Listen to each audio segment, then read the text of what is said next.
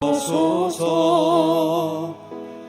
이곳을 주목하소서. 주를 향한 노래가 꺼지지 않으니 하늘을 열고 보소서. 이곳에 임재하소서. 주님을 기다립니다. 기도의 향기가 하늘에 닿으니 주여 임재하여 주소서. 이곳에 오셔서 이곳에 앉으소서. 이곳에서 드리는 예배를 받으소서. 주님의 이름만이 오직 주의 이름만 이곳에 있습니다.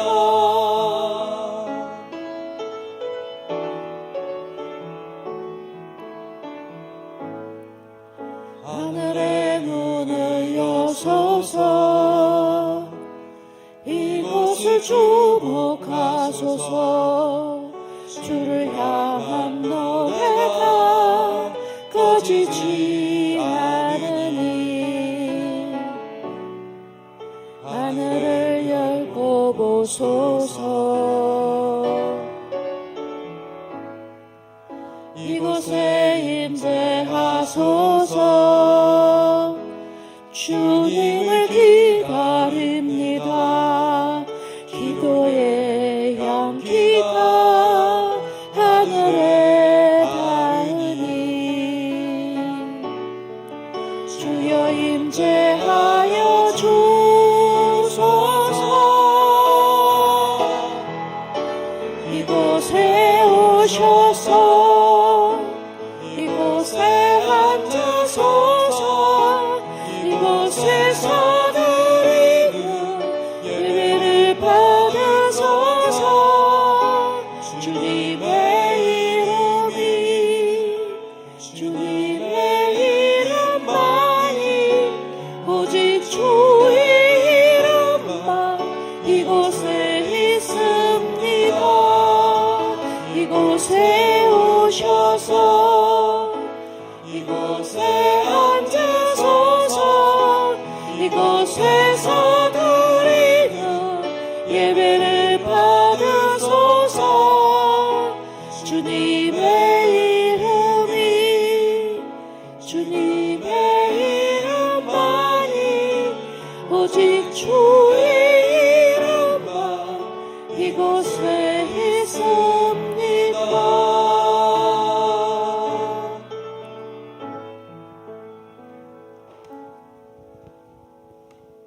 사도신경으로 신앙 고백하시겠습니다.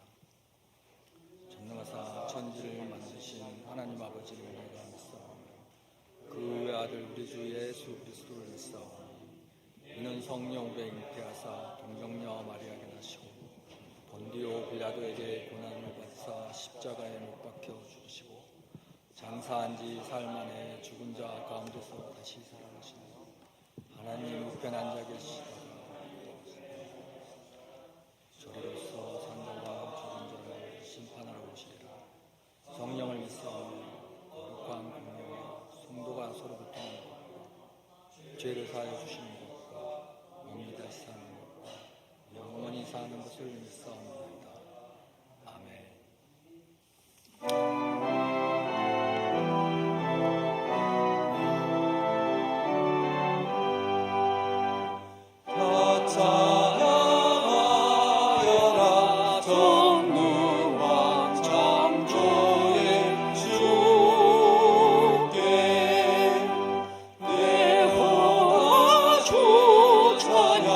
영광과 구원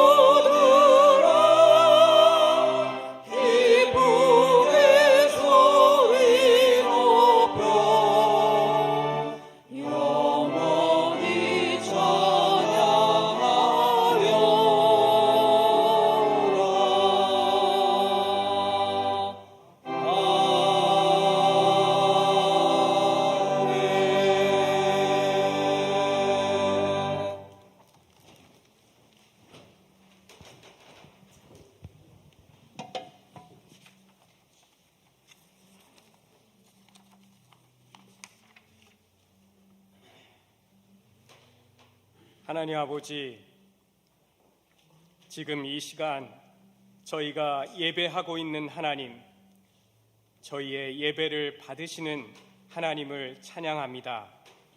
하나님은 살아계신 하나님이십니다. 하나님은 크고 전능하신 하나님이십니다. 하나님은 거룩하신 하나님이십니다. 하나님은 자비와 긍휼이 풍성하신 사랑의 하나님이십니다.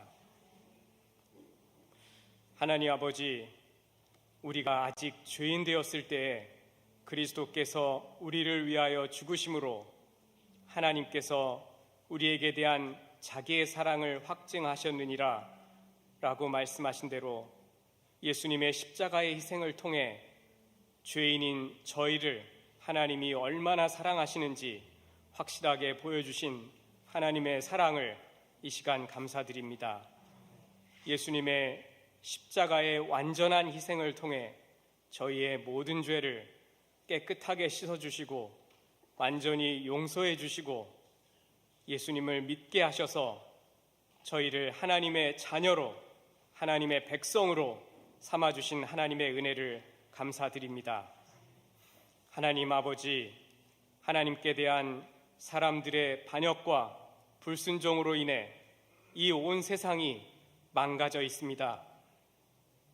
하지만 예수님의 삶과 죽음과 부활을 통해 이 온 세상을 고치고 회복시키시는 일을 시작하신 하나님께서 지금도 이 온 세상을 돌보시고 회복시켜가고 계시고 반드시 다시 오셔서 이 온 세상을 완전히 회복시키실 것을 인해 하나님께 감사드립니다. 하나님 아버지, 하나님의 백성인 저희가 예수 그리스도 안에서 조건 없이 저희를 사랑하시는 하나님의 사랑과 은혜를 의지해서 살아갈 수 있게 도와주시길 기도합니다. 저희 자신의 육체의 욕심을 따라 살지 않고 예수님을 믿을 때 저희 안에 보내주셔서 영원히 저희와 함께하고 계시는 성령 하나님을 따라 살 수 있게 저희를 도와주시길 기도합니다. 또한 저희와 함께하시는, 영원히 함께하시는 하나님의 은혜와 능력을 힘입어서 가정과 이웃과 일터를 비롯해서 저희 삶의 모든 영역에서 이 세상을 돌보시고 회복시켜가고 계시는 하나님의 일에 도구로서 참여하는 삶을 살아갈 수 있게 하나님께서 도와주시길 기도합니다. 하나님 아버지, 성령한 교회의 교우들과 가족들 가운데 병환 가운데 있는 분들에게 하나님께서 함께해 주시길, 또 치료해 주시길 기도합니다. 경제적인 어려움 가운데 있는 분들을 하나님이 도와주시고 은혜 베푸시기를 기도합니다. 오늘 예배를 위해 수고하고 계시는 모든 분들에게, 또 말씀을 전하시러 와주신 우리 박도술 목사님께 하나님께서 함께해 주시길 기도합니다. 이 시간 저희 모두가 마음을 다해 하나님께 예배할 수 있게 도와주시길 기도합니다. 예수님 이름으로 기도합니다. 아멘.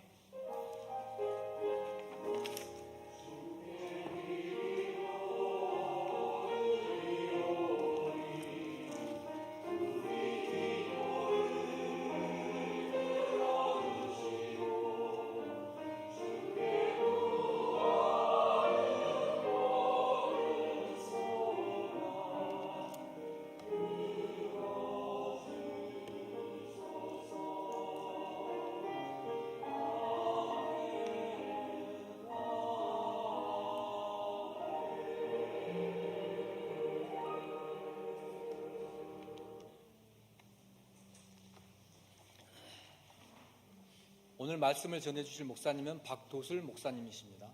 박 목사님은 보스턴 필그림 교회 담임 목사이시며 뉴잉글랜드 교회협의회 회장이시기도 합니다. 야외 예배를 안내드리겠습니다. 날짜는 6월 18일이고 오전 10시 30분부터 시작합니다. 장소는 롤링리치 리트리트 센터이고요. 엔도버에 있습니다. 여기서 한 35분 거리에 있습니다. 미리 일정을 맞추셔서 참석해 주시길 원합니다. 여성교회 수련회가 있습니다. 6월 23일, 24일이고요. 김은경 전도사님이 오셔서 인도해 주시겠습니다. 여러분 만나서 반갑습니다. 이제 자리에서 일어나서 서로 인사하고 환영하는 시간입니다. 주님의 이름으로 축복합니다.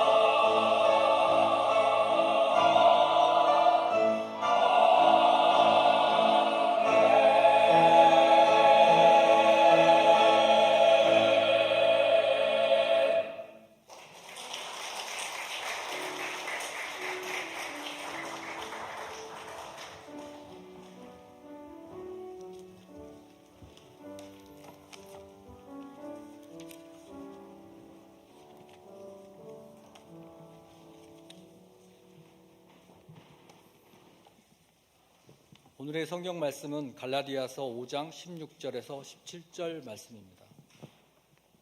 내가 이르노니 너희는 성령을 쫓아 행하라. 그리하면 육체의 욕심을 이루지 아니하리라. 육체의 소욕은 성령을 거스리고 성령의 소욕은 육체를 거스리나니 이 둘이 서로 대적하므로 너희의 원하는 것을 하지 못하게 하려 함이라.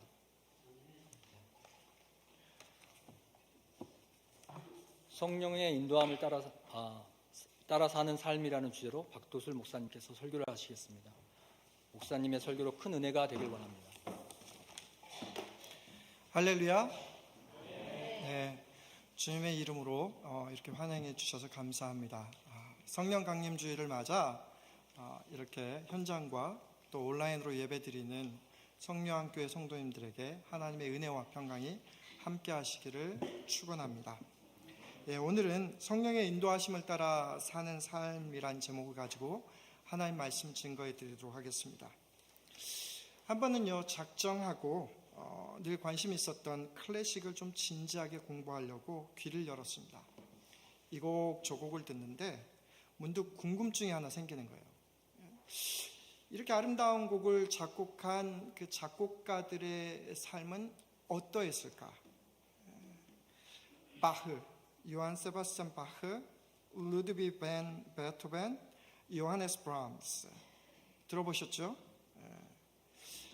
혹자는 이 세 사람의 라스트 네임이 B로 B로 시작한다고 해서 뜨리 B라고 얘기를 합니다. 모두 독일 출신 작곡가들이면서 당대뿐만 아니라 오늘날에게까지 굉장히 큰 영향력을 미치는 사람들입니다. 그런데 이 세 사람에게 있어서 한 가지 공통점을 그들의 삶 가운데서 발견할 수 있었습니다. 바로 어린 시절에 하나같이 다 일찍 독립해서 자기 삶을 스스로 꾸려나갔다는 사실입니다. 바흐의 경우를 볼까요? 음악가 집안에서 태어났지만 어려서 부모님을 잃었습니다. 그래서 할 수 없이 큰형 집에 살았습니다. 형이 결혼하고 조카들이 늘어납니다. 그래서 어쩔 수 없이 밖에 나와서 독립할 수밖에 없었습니다. 그리고요, 결혼해서 아이를 몇 명이나 낳았냐면 무려 20명이나 낳았습니다. 20명의 자녀들과 자기 가족들의 생계를 책임지기 위해서, 여러분 고상하잖아요. 이렇게 여러분 빠마 이렇게 머리 이렇게 하면서 이렇게 멋있어 보이는데 보이는 인상과는 달리 평생 생계형 음악가로 살았습니다. 베토벤은 어떨까요? 역시 음악가 집안입니다. 근데 아버지가 무척 무능했습니다. 심지어는 알코올릭이었습니다. 그래서 할 수 없이 장남인 베토벤이 생계를 책임져야 됐습니다. 그의 평생에 독특한 습관이 하나 있었는데 그게 뭐냐면 가계부를 쓰는 것이었습니다. 여러분 가계부 쓰세요? 가계부를 쓰면서 조카들과 동생들의 가정을 책임져야만 했습니다. 브람스 역시 마찬가지입니다. 무능한 아버지 때문에 14살 때부터 함부르크에 있는 허름한 여인숙에서 피아노를 치면서 가족의 생계를 책임져야 했습니다.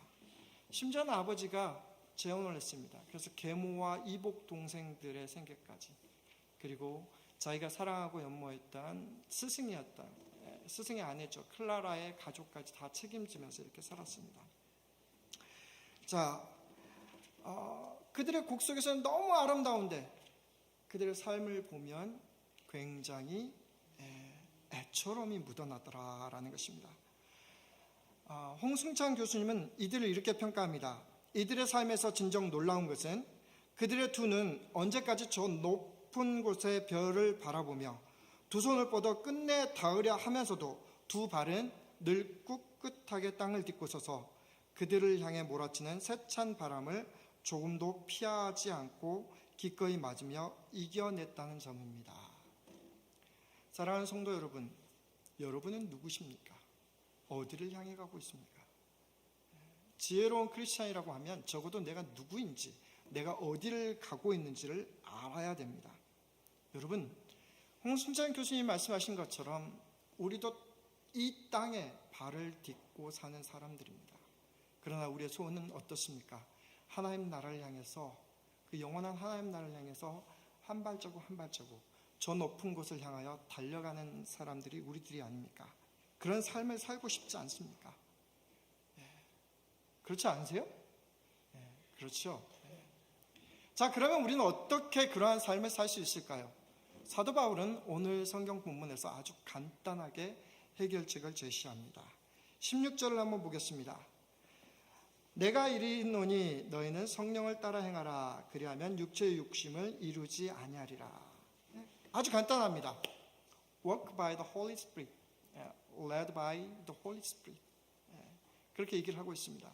여러분, 성령을 따라 행하면 모든 것이 해결된다라는 것입니다.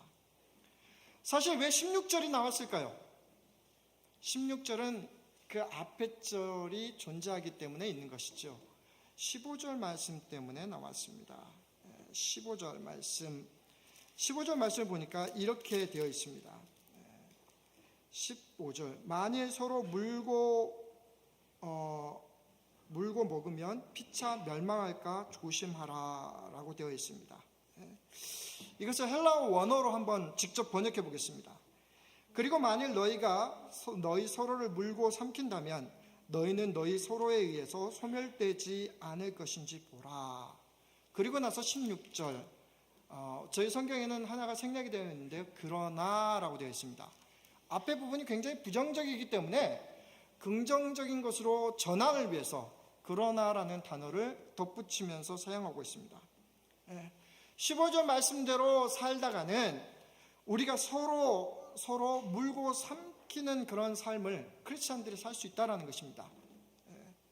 여러분, 세상 사람을 이야기하는 게 아닙니다. 교회에 다니는 저와 여러분이 다른 성도를 내 욕심대로, 내 편견대로, 내 정욕대로 이용해서 서로 물고 삼키고 이용하고 나의 배를 채우기 위해서 부당하게 테이크 어드밴티지 한다고 하면 서로의 구원에 대해서 도움이 되기보다는 멸망하게 된다라는 것입니다.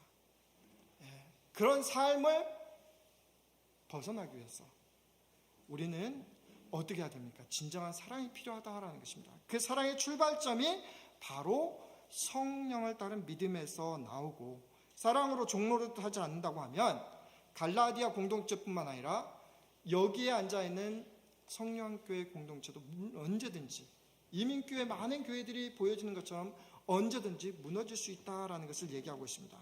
그렇기 때문에 어떻게 하라고요? 성령을 따라 행하라고요. 그리하면 육체의 욕심을 이루지 아니하리라 라고 얘기를 하고 있습니다. 다른 말로 쉽게 얘기해 볼까요? 제발 옛사람으로 돌아가지 말라라는 거예요. 그리스도로 옷 입었으면 새 사람으로 이렇게 가라라는 것입니다. 사실 이 말씀은 공동체를 위한 말씀인 것 같기도 하지만 우리 자신을 위한 말이 되기도 합니다. 17절에 그렇게 나옵니다. 여러분, 오늘 본문 17절 보니까요, 육체의 소욕은 성령을 거스리고 성령은 육체를 거스리나니 이 둘이 서로 대적함으로 너희가 원하는 것을 하지 못하게 하려 함이라. 오늘 갈라디아서 누가 썼습니까? 사도 바울이 썼습니다. 사도 바울이 정말 신앙생활을 열심히 예수님 중심으로 평생 살려고 노력했는데 안 되는 거예요. 그래서 이런 간증을 로마서에서 합니다. 내가 원하는 바 선은 행하지 아니하고 도리어 원하지 아니하는 바 악을 행하는도다. 그러므로 내가 한 법을 깨달았노니 곧 선을 행하기 원하는 나에게 악이 함께 있는 것이로다.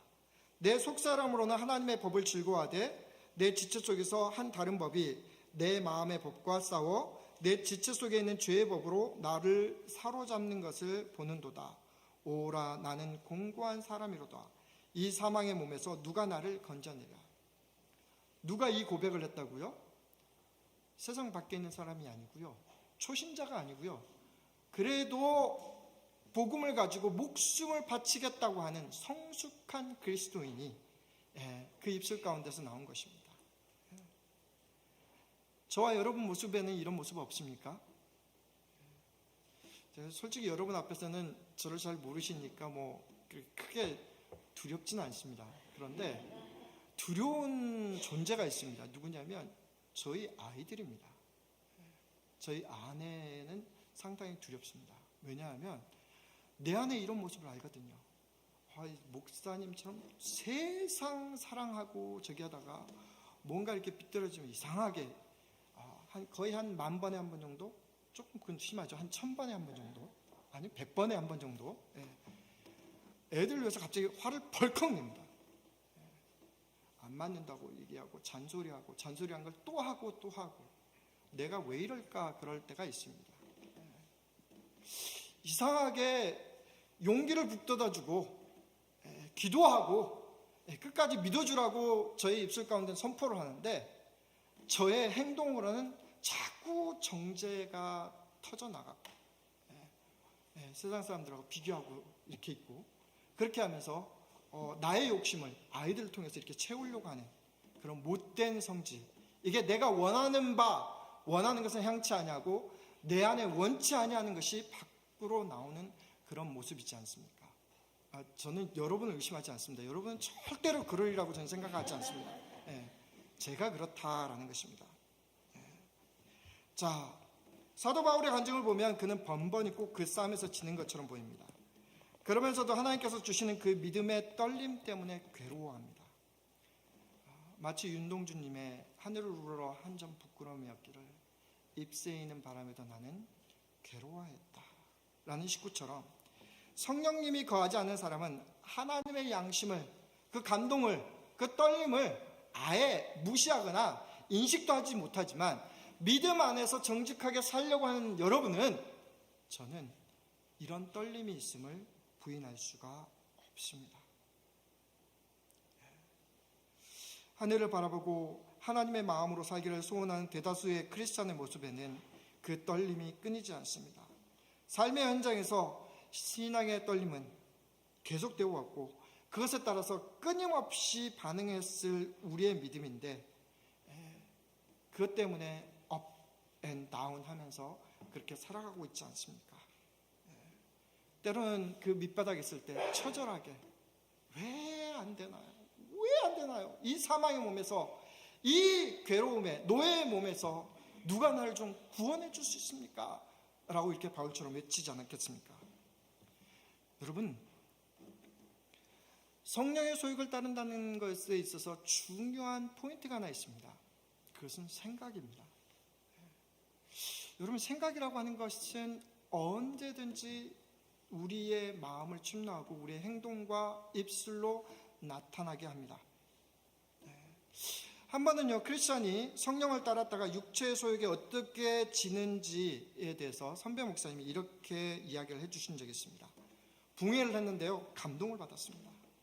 어떤 목사님 설교를 받았는데, 오늘 아주 멋지게 성가대 찬양을 해주신 그 성가대 그 가사 하나에 감동을 받고 은혜가 되어서, 이야, 나 저렇게 살아야 돼. 나 그 하나님 나라를 위해서 내가 내일부터 헌신할 거야. 내가 이것에 대해서 봉사하고 내가 이렇게 살아가고, 하나님 내게 보너스 주셨는데 내가 하나님을 위해서 드릴 거야. 아니야, 저 가난한 자들 내가 이렇게 도와줄 거야. 시간과 물질과 재능을 들여서 하나님의 영광을 위해서 헌신하겠다라고 이런 마음이 듭니다. 그런데요, 딱 하루가 지났는데 그 다음 날에는요, 이상하게 그런 결단과 헌신이 강도가 살짝 줄어든다고 합니다. 나에게 그만한 여유가 없다든지, 혹은 지금 나로서는 그것이 좀 무리라든지 하여 자신의 결단과 헌신을 늦추거나 줄일 합당할 이유가 생겨 그 마음이 그 처음만 못하다라는 것입니다. 그리고 나서야 하루를 또 지나갔더니 이번에는 그렇습니다. 왜 내가 이것을 해야 되지?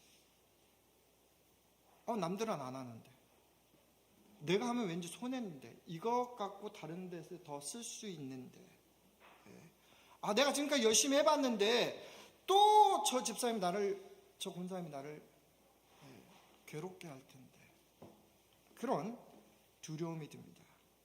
아예 이 정도 되면 그 전에 들었던 마음마저 사그라든다고 합니다. 이런저런 핑계를 붙이거나 아예 없던 일로 얘기를 합니다. 하나님께 조금 죄송하긴 하지만 그렇게 해서 이전으로 돌아갑니다. 원래 설교나 부흥회나 성가대를 통해서 은혜를 받았으니 그 은혜의 감동은 내가 그대로 묻어두고 현실 속에는 하나도 변화가 일어나지 않는다라는 것입니다. 그래서 이렇게 정했습니다. 첫 번째 드는 생각은 뭐냐면 성령님께서 주시는 생각. 두 번째 드는 생각은 뭐냐면 내 생각. 세 번째 드는 생각은 뭐냐면 우리의 생각을 교묘하게 틈타는 사단 마귀의 생각이다라는 것입니다. 저 이 말씀 듣고 깜짝 놀랐어요. 그 모습이 제 모습이더라고요.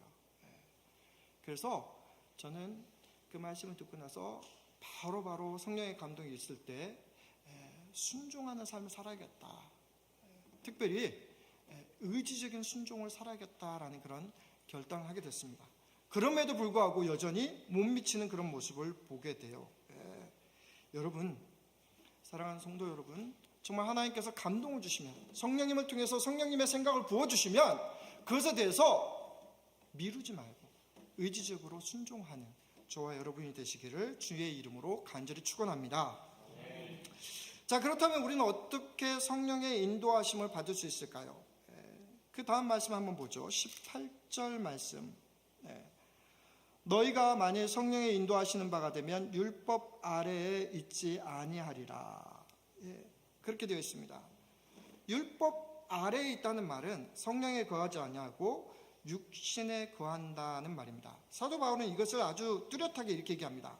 우리가 육신에 있을 때에는 율법으로 말미암아 죄의 정욕이 우리 지체 중에 역사하여 우리로 사망을 위하여 열매를 맺게 하였더니. 로마서 7장 6절. 앞에서 얘기한 것처럼 서로 물고 뜯어서 멸망하게 된다. 그 열매는 뭐냐면 사망이다라는 것입니다. 오늘 본문 이후에 사도 바울이 이런 육체의 일에 대해서 분명하게 얘기를 해주고 있습니다. 19절부터 보니까요. 육체의 일은 분명하니 곧 음행과 더러운 것과 호색과 우상숭배와 주술과 온수 맺는 것과 분쟁과 시기와 분냄과 당짓는 것과 분열함과 이단과 투기와 술 취함과 방탕함과 또 그와 같은 것들이라. 전에 너희에게 경고한 것 같이 경계하노니 이런 일을 하는 자는 하나님 나라를 유업으로 받지 못할 것이요. 육체의 육심을 따라서는 하나님 나라를 유업으로 받을 수 없습니다. 그렇기 때문에 우리는 성령을 따라 행함이 필요합니다. 18절을 보니까요. 성령을 따라 행한다는 말을 살짝 바꿨어요. 성령의 인도하심을 따라간다. 성령께 이끌려간다라는 거예요. 그렇게 얘기를 하고 있습니다. 이 말은 뭐냐면 성령님과 동행하는 삶을 살겠다라는 것입니다. 성령님과 동행하겠다. 성령님의 이끌리는 삶을 살겠다. 결국은 궁극적으로 하나님과 함께 동행한다는 말입니다. 그러니까 우리 안에 일어나는 영적인 싸움에서 육체의 소욕을 이기기 위해서는 빨리 우리의 포인트를 바꿔가지고 하나님과 동행하면서 성령님이 이끄시도록 우리가 끌려가는 것이 필요하다라는 것입니다. 성령께서 실제의 삶 속에서 역사하는 삶을 강구해야 한다라는 것입니다. 이것이 바로 무엇입니까? 성령과는 한 번도 떨어질 수 없는 그런 삶, 성령 충만입니다. 여러분 가운데서 성령 충만한 삶을 살아야 된다라는 것입니다. 그런데 오늘날 우리 크리스천들은 조금 맹맹합니다. 세상과의 정욕에서, 세상과의 싸움에서, 육체의 욕심과의 싸움에서 그 호전성이 떨어집니다. 제가 성도님들을 만나면서 제일 많이, 신방하면서 제일 많이 듣는 얘기가 뭐냐면, 목사님, 저 또 넘어졌어요. 저 또 넘어졌어요. 그 얘기를 제일 많이 합니다. 아니, 저 정말 약해요. 은혜가 떨어졌어요. 그 얘기를 제일 많이 합니다. 세상에 우리는 금세 잊어버립니다. 약할 때 강함 대신 누구요? 우리 주님을 잊어버립니다. 우리가 쓰러질 때 우리를 잡고 일으켜 세워주시는 우리 주님을 금세 잊어버립니다. 하나님을 위해 원대한 도구가 되겠다고 결단했으면서도 막상 그런 기회가 찾아오면 자신은 그럴 만한 그릇이 못 된다고 이렇게 외면한 채 말입니다.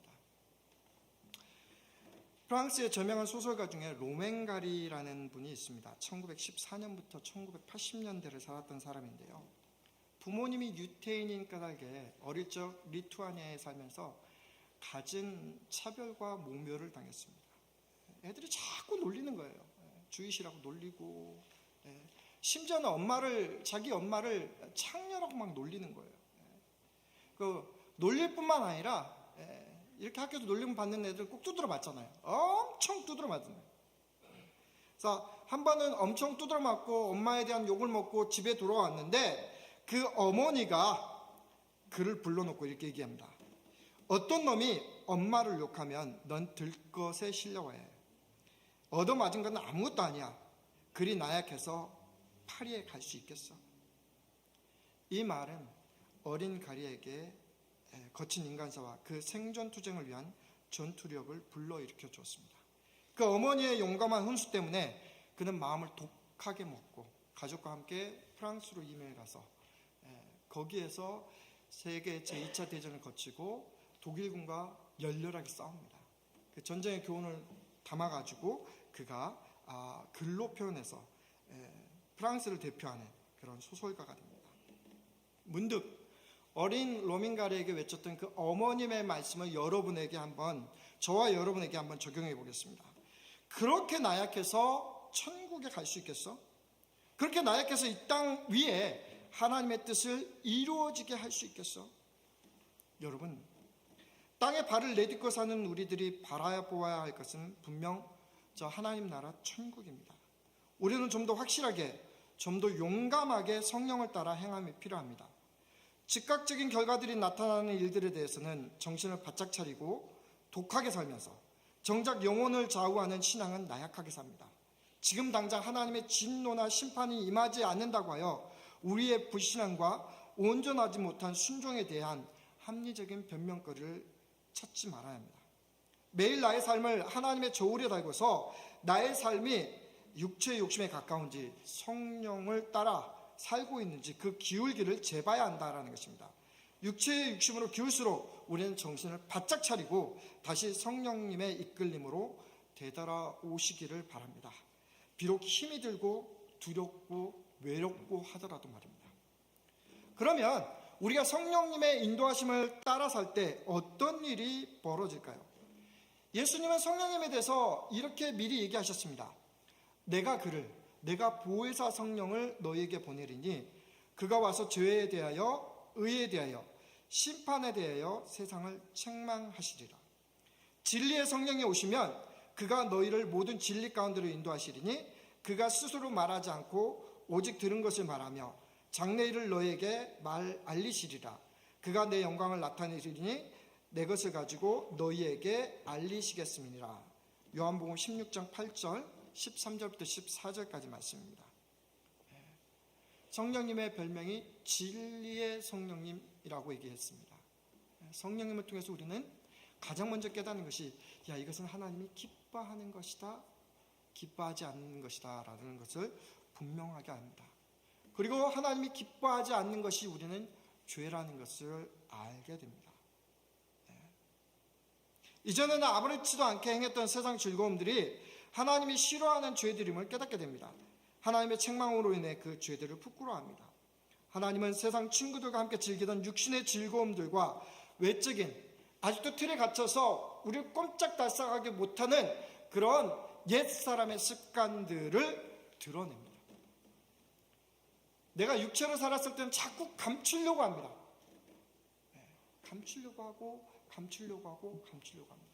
그런데 성령이 내 안에 들어오는 순간 내 안에서 들추어지는 것입니다. 그때 어떻게 됩니까? 하나님의 그 거룩함에 내가 가만히 있을 수가 없습니다. 엎드리면서 하나님, 내가 죄인입니다. 회개가 터져 나오는 것입니다. 이사야 선지자는 성전에 가득한 하나님의 영광을 보았습니다.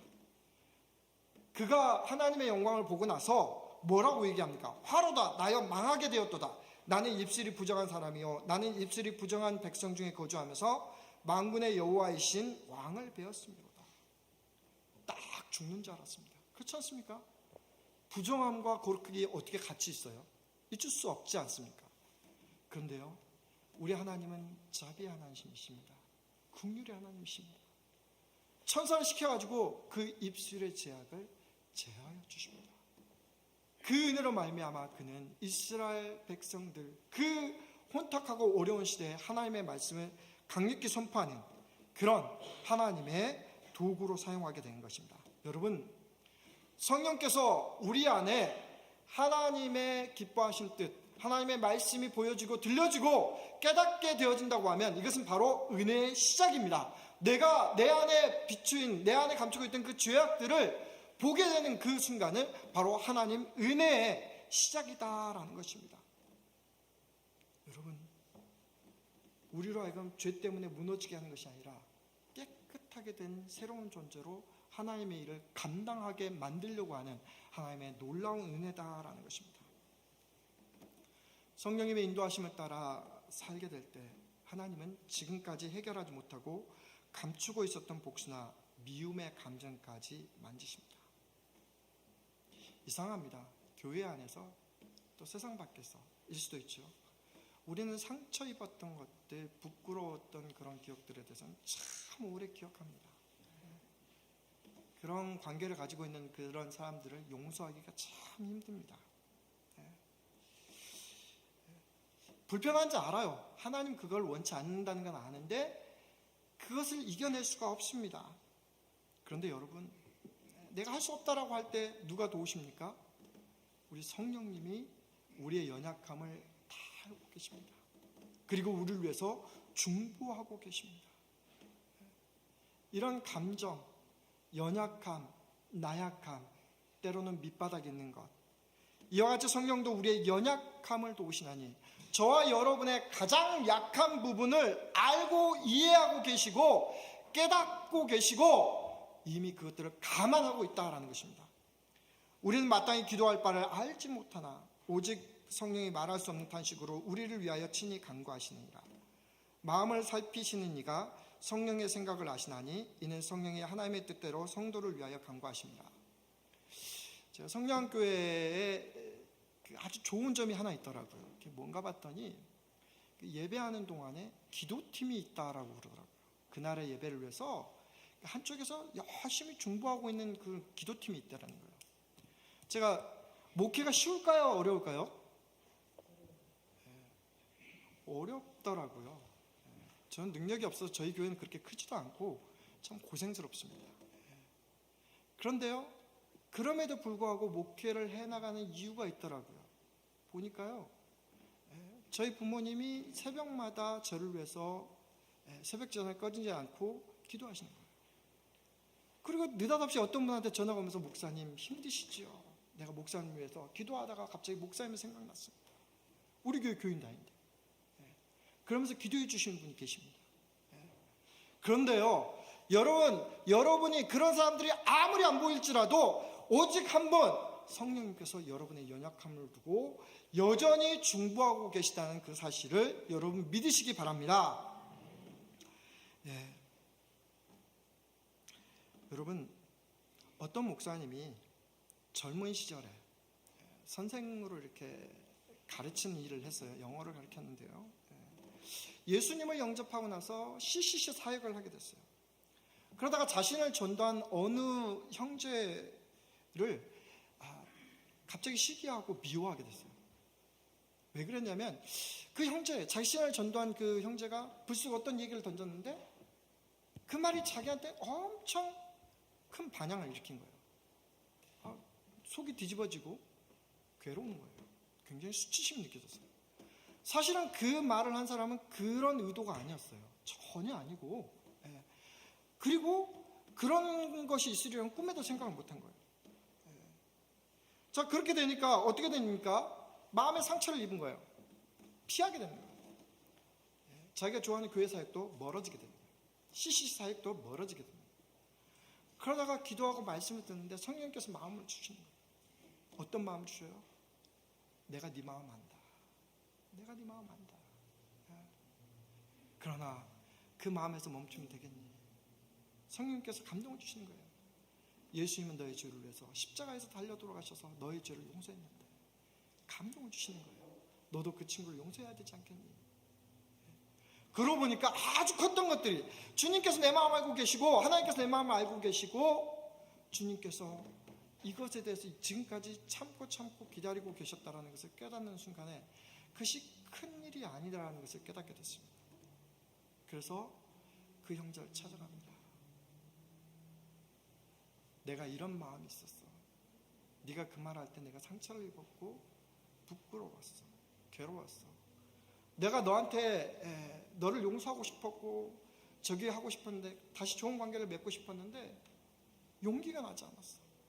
근데 성령님께서 내 마음 가운데 감동을 주셔서 이제 나의 못된 마음을 그리고 내가 너를 용서해.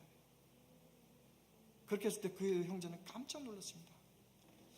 정말 친했는데 그 원인이 뭔지 몰랐거든요.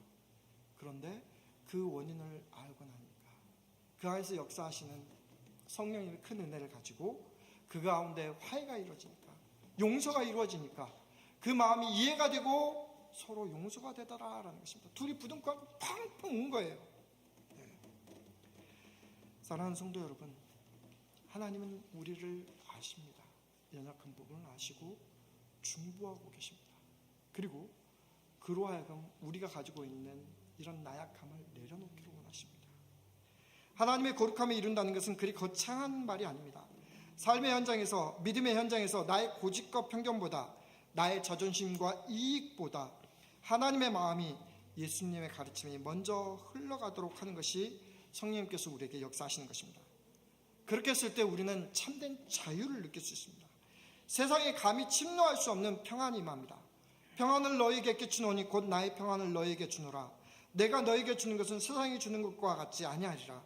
너희는 마음에 근심하지도 말고 두려워하지도 말라. 주님은 말씀하십니다. 세상에서 환난을 당하나 똑같이 환난을 당하죠. 담대하라. 내가 세상을 이겨노라. 믿음의 승리는 성령님과 함께 동행할 때만 이루어지는 것입니다. 그리고 이로 하여금 우리 안에 하나님 나라가 확장되고 그러는 사이에 어느새 저와 여러분은 하나님 나라를 위한 거룩한 도구들이 되어 있는 것입니다. 사랑하는 성도 여러분, 오늘은 오순절 성령 강림 주일입니다. 하나님께서는 우리에게 성령을 선물로 주셨습니다.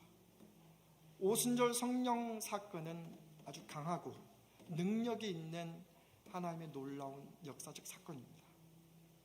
그런데 어떻습니까? 날마다 말씀으로 넘쳐나는 시대를 살고 있는 우리들을 향해서, 교회를 향해서 세상의 시각은 싸늘해져 가기만 합니다. 왜 그럴까요? 세상 사람들은 성경을 1차적으로 보지 않습니다. 가까운 사람을 먼저 봅니다. 교회와 목사들과 교인들을 먼저 봅니다. 우리에게서 육체의 욕심을 따라 사는 모습들이 나타나면 여지없이 실망하고 손가락질을 해야 될 것입니다.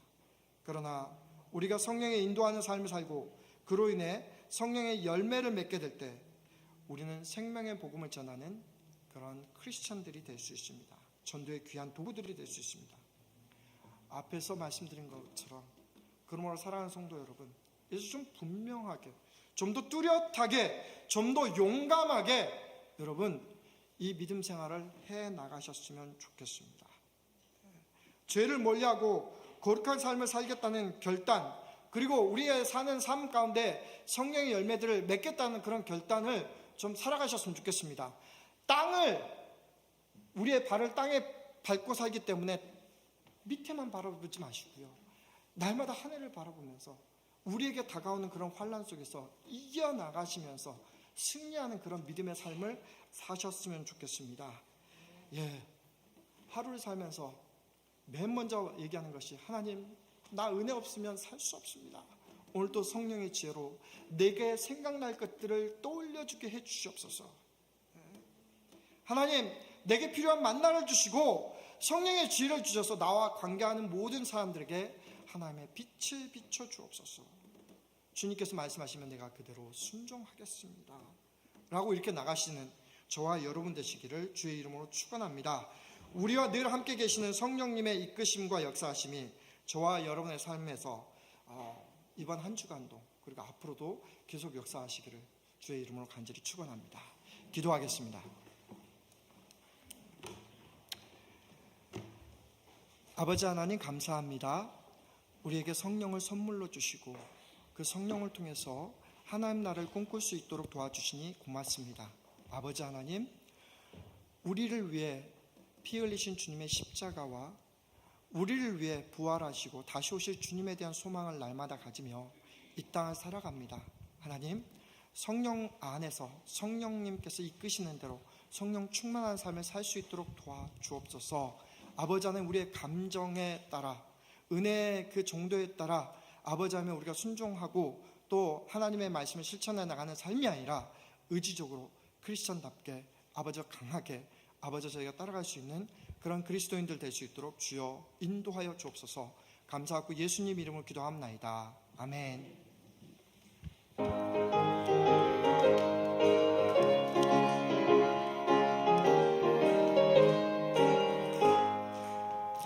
내가 매일 기쁘게 솔리 얘기해 감은 주의 팔이 나를 안보하니요.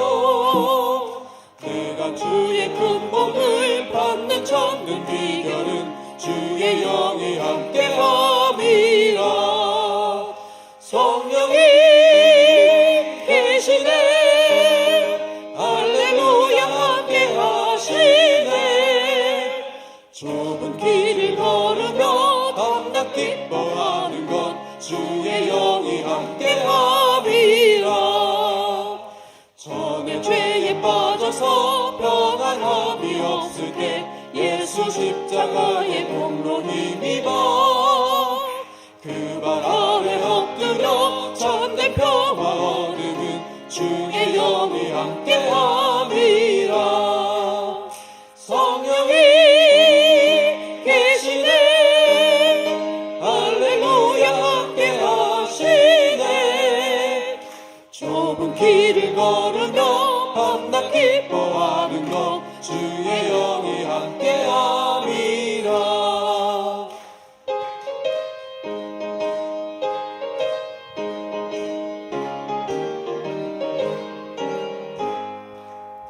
나와 동행하시고 모든 염려하시니 나는 숲의 새와 같이 기쁘다.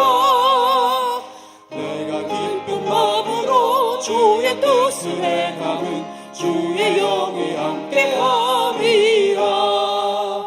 성령이 계시네, 할렐루야 함께하시네. 좁은 길을 걸으며 밤낮 기뻐하는 것 주의 영이 함께함이라.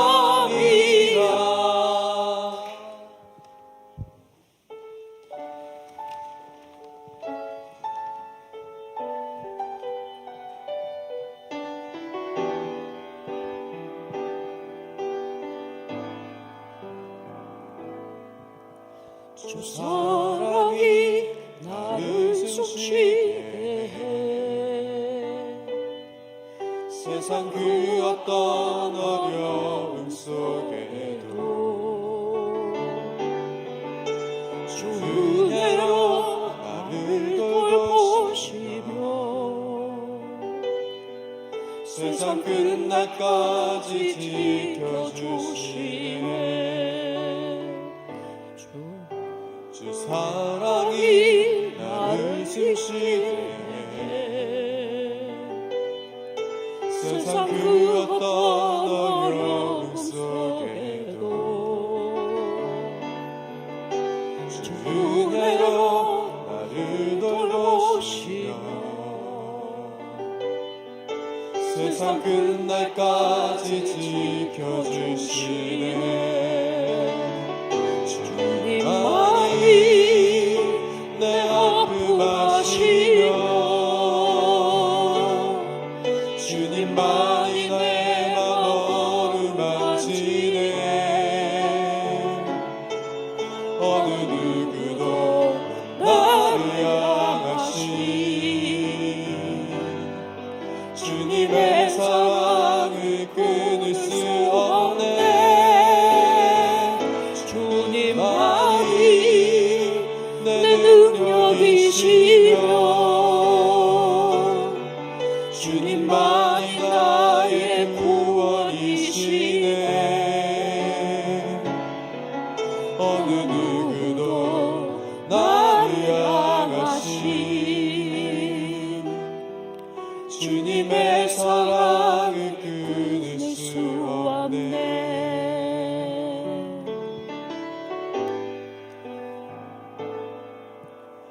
주 사랑이 나를 이끄시네. 내가 갈 수 없는 그곳으로 주의 사랑 나를 붙드시며 세상 끝날까지 인도하시네. 주님만이 내 아픔하시며 주님만이 내 맘 어루만지네. 어느 누구도 나를 향하시 주님의 사랑을 끊을 수 없네. 주님만이 내 능력이시며 주님만이 나의 구원이시네. 어느 누구도 나를 향하시 주님의 사랑을 끊을 수 없네. 주님만이 내 아픔하시며 주님만이 내 맘 어루만지네. 어느 누구도 나를 향하시 주님의 사랑을 끊을 수 없네. 주님만이 내 능력이시며 주님만이 나의 구원이시네. 어느 누구도 나를 향하시 주님의 사랑을 끊을 수 없네.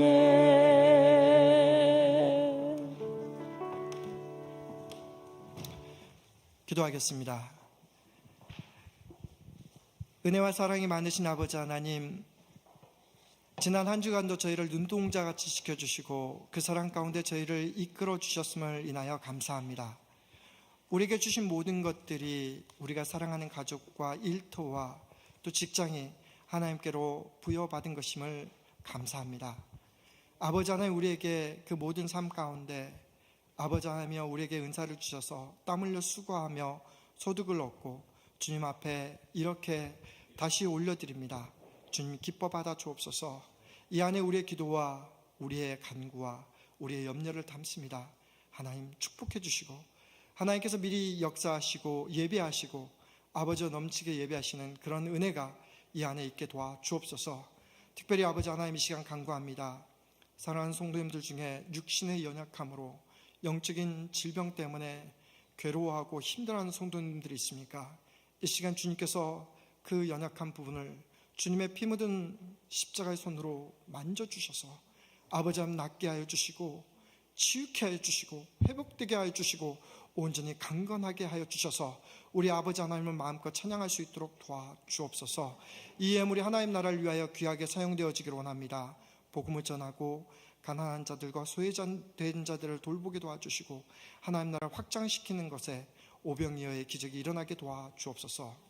이제는 우리 주 예수 그리스도의 은혜와 아버지 하나님의 무한하신 사랑하심과 성령님의 감동이 오늘 말씀을 따라 성령님의 인도하심을 따라 사는 삶을 살기로 작정하는 성령교회 성도들과 그들의 가족과 자녀들과 그들의 기업과 학업과 연구와 손대는 그 모든 것들 위해 지금부터 영원토록 함께 하옵시기를 간절히 축원하옵나이다. 아멘.